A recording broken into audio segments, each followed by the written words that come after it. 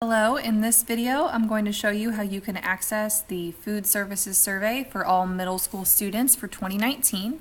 So this survey is to gather important information and student opinion regarding school lunches, and it's for all middle school students to complete. So all students in grades 7 and 8 need to complete this, and they need to have this completed by Thursday, March 14th.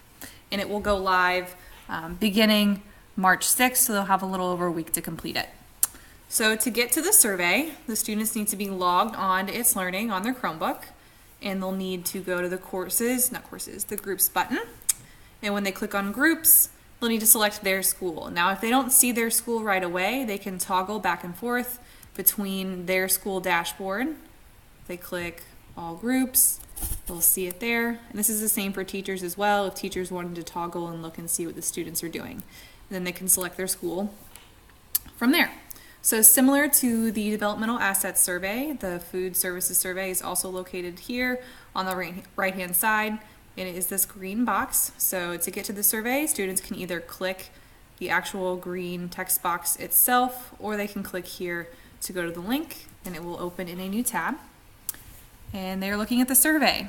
Students will need to be signed in to their BCSE Google account to take the survey.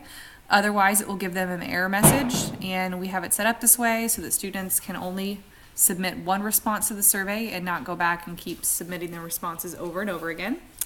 They'll need to select their grade and their school, and the rest of the questions are multiple choice with a few short answer responses. If you have any questions or difficulty accessing this survey, please let me know. Thank you.